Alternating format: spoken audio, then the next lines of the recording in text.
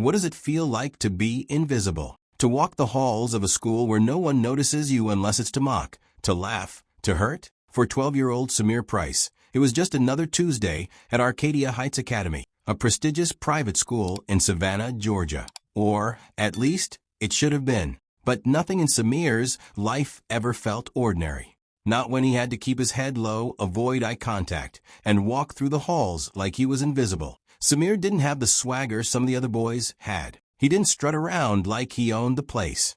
His sneakers scuffed the polished floors. His backpack hung loosely on one shoulder, and he kept to the corners, just trying to survive the day. His classmates didn't make it easy that IT wasn't just teasing.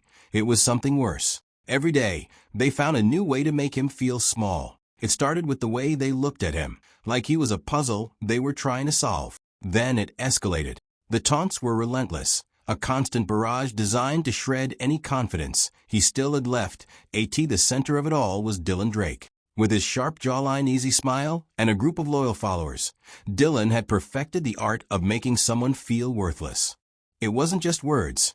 No, he'd take it further. He'd bump into Samir in the hallway, hard enough to send his books scattering across the floor, then step right on them with a casual "oops, didn't see you there." And his sidekicks, Jared and Eli, made sure the laughter never stopped. They'd chime in, throwing in their own comments about Samir's clothes, his hair, anything they could pick apart.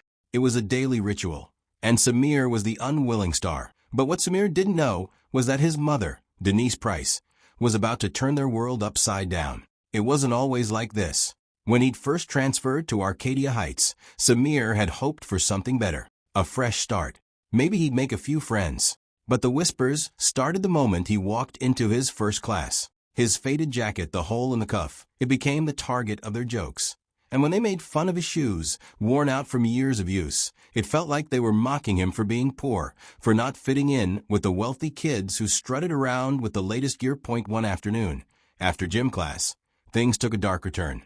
Dylan, with his usual smirk, led the attack. "Yo, Samir, you smell like you took a dive in a garbage can," Dylan shouted, his voice loud enough for the whole locker room to hear. Jared and Eli laughed, their voices echoing off the lockers as they egged him on. Samir didn't respond. He just pulled his shirt straight and walked out, trying to escape the cruel laughter that followed him, their words hanging in the air like a dark cloud. But the worst part? It wasn't the insults or the mocking. It was the feeling of being completely alone. Samir didn't tell his mom. He didn't want to worry her. Denise, a single mother who worked 2 jobs to make sure Samir had everything he needed, didn't deserve to be burdened with his problems. So he kept quiet. That was until Ellie Matthews, the lunch monitor, saw everything. Ellie had been at Arcadia Heights for 17 years. She'd seen it all. The rich kids with their fancy clothes, the way they looked down on kids like Samir. She'd always had a soft spot for him. Samir was quiet, polite, respectful, and above all, he didn't let the bullying break him. But that day, Ellie saw the humiliation in his eyes. When Dylan tossed a crumpled dollar at his chest in the cafeteria, she'd had enough. Ellie didn't intervene in the moment, knowing it would only make things worse. But later that evening, she pulled out her phone and recorded the tail end of the incident. Then, she made a call. That night, as Samir sat in his room, doodling on a piece of paper, his mother was pacing in her office. Denise Price, a successful businesswoman who turned a small real estate venture into a thriving empire, wasn't the kind of person to take things lying down. She'd worked too hard for everything she had to let anyone bully her son. When Ellie's call came through, Denise's heart sank. She had always told Samir to speak up, but he'd stayed quiet. Now, she had proof of the cruelty he'd been enduring. Denise listened to the voicemail, her hand tightening around the phone as she heard the laughter, the taunts, and Dylan's smug voice. Her jaw clenched, but there were no tears. Just pure, unadulterated fury. She wasn't going to let this slide. The next morning, Denise arrived at Arcadia Heights, her navy blazer sharp, her heels clicking on the school's pristine floor. She didn't storm in, yelling. She walked calmly, purposefully, and when she reached the front office, the receptionist, a young woman named Karen, looked up. "Can I help you?" Karen asked, barely looking up from her computer. Denise didn't waste time with pleasantries. "I'm Denise Price, Samir's mother. I need to speak with Principal Harper." Now, Karen froze. Parents didn't demand things like that, but Denise's presence was commanding. She didn't flinch as Karen grabbed the phone. "He's in a meeting, but I'll tell him," Karen said, voice quivering slightly. 5 minutes later, Principal Harper emerged, tall with graying hair, his usual calm demeanor now slightly rattled. "Mrs. Price," he greeted, extending his hand. Denise didn't take it. "It's Ms. Price," she corrected. "And I'm here because my son has been tortured by your students. Dylan Drake and his friends have made his life hell, and I won't let it continue." The next morning, the air at Arcadia Heights Academy felt different. The usual whispers and stares had quieted, the tension palpable in the silence. Samir walked through the hallways without the mocking comments and snide remarks that had become his daily reality. His bullies, Dylan, Jared, and Eli, were absent, suspended. The quiet wasn't a victory, but it was a shift, a sign that something had changed. Samir felt the shift too. He couldn't put it into words, but he could feel it. No more taunts, no more threats, just peace.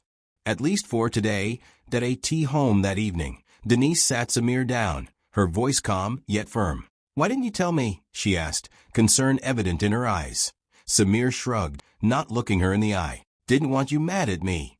Denise's gaze softened, and she pulled him close. "Never at you, Samir. You're not alone in this. I've got your back, always." Samir smiled slightly, his chest unclenching. For the first time in days, he felt like he could breathe again. The next day, the school gym was filled to capacity for the assembly. The bleachers creaked under the weight of hundreds of students. The air was thick with anticipation. Principal Harper stood behind the podium, his expression grave as he addressed the student body. "We're addressing something important today," he began, his voice steady. "Respect is non-negotiable here. We will not tolerate bullying or cruelty in any form. It's time to make things right." Samir sat quietly in the third row, Ellie Matthews, the lunch monitor, beside him, her hand resting comfortingly on his shoulder. Dylan, Jared, and Eli stood at the front, looking uncomfortable, their eyes avoiding Samir's. Dylan was the first to speak. "I'm sorry, Samir," he said, his voice strained. "For what I did, for what I said. It won't happen again." Jared and Eli murmured similar apologies. "It won't happen again." Jared and Eli murmured similar apologies, their faces red, their heads down. Samir didn't respond. He just sat there, listening, allowing the moment to settle over him.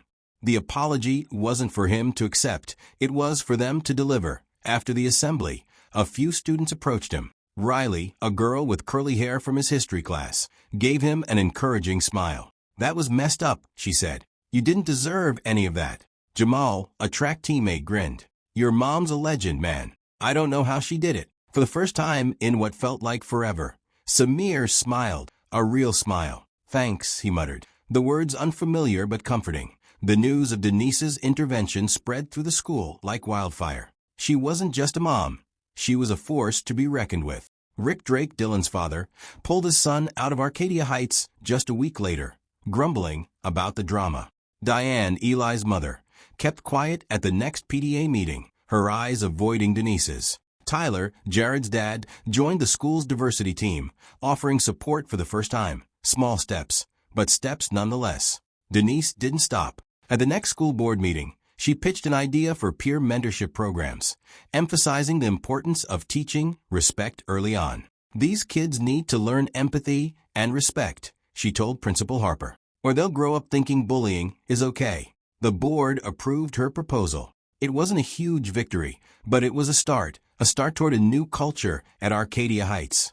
Samir, feeling a newfound sense of pride, joined the robotics club and quickly became friends with Ethan, a quiet kid who shared his love for comics. Samir even began smiling more in the halls, his confidence slowly growing with each passing day. Months later, Samir sat in the cafeteria with Ethan and Riley, laughing at a dumb joke they'd heard in class.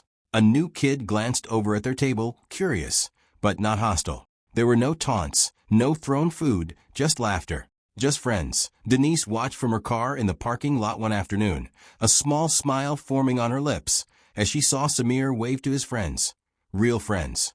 His posture was taller now, his smile more genuine. He belonged here. Rick Drake had faded into the background. No more power plays, no more control. His dealership sales dipped when Denise quietly pulled her investments. and he had nothing to show for it. It wasn't revenge. It was change. Samir had grown. His voice had deepened, and his confidence had blossomed. He walked through the halls with his head high, his steps sure. He had a place here now, and nothing was going to take that from him.